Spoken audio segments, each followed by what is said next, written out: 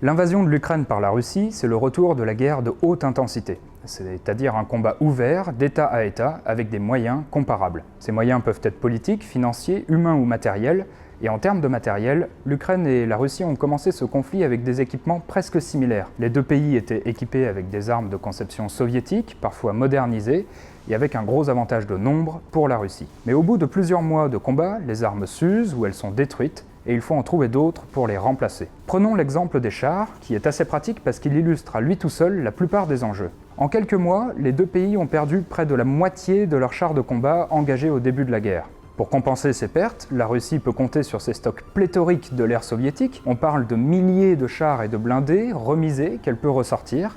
Ces blindés ont parfois presque 60 ans, leur état de conservation est discutable et leur technologie est largement dépassée, mais ce qui compte, c'est la masse. Pour les Ukrainiens, il ne reste pas assez de chars soviétiques chez les partenaires d'Europe de l'Est pour remplacer ceux qu'ils perdent.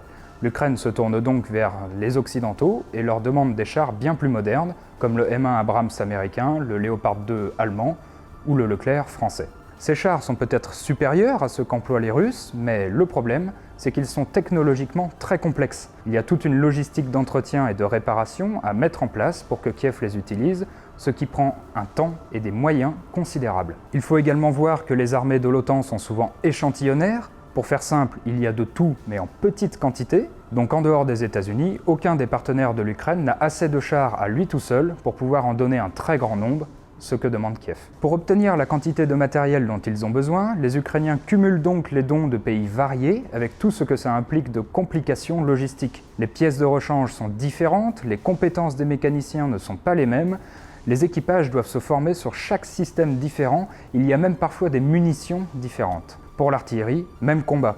La plupart des systèmes occidentaux sont très performants, très précis et surpassent leurs homologues russes, mais le problème, là encore, c'est qu'il y en a peu. Par exemple, l'Allemagne a autorisé la production et la vente de 100 obusiers automoteurs Panzerhaubitze 2000 à l'Ukraine. En face, au début de la guerre, l'armée russe alignait près de 2000 pièces d'artillerie comparables. Il y a aussi un problème de munitions. En Ukraine, les belligérants peuvent tirer presque autant d'obus en une journée que ce que l'industrie française produit en un an. Il faut donc augmenter fortement les cadences de production, ce qui demande du temps et de l'argent. Ce qui est vrai pour les chars et l'artillerie vaut pour tout le reste. Les transports blindés, les avions, les missiles, qu'on soit russe ou ukrainien, il est inutile d'avoir les meilleures armes au monde quand on n'en possède que quelques-unes. La masse, en revanche, est primordiale.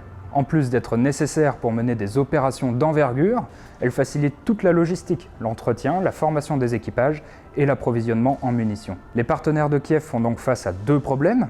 Au-delà du coût que représente cette aide, ils n'ont pas assez de stock pour livrer rapidement de grandes quantités d'un même produit. Et surtout, leur industrie est souvent incapable de produire au même rythme que ce que la guerre détruit. Mais les Occidentaux semblent en avoir pris conscience. En France, le concept d'économie de guerre est revenu à la mode, et le ministre des Armées Sébastien Lecornu a prié les industriels d'être capables d'augmenter les cadences de production dans un délai assez court.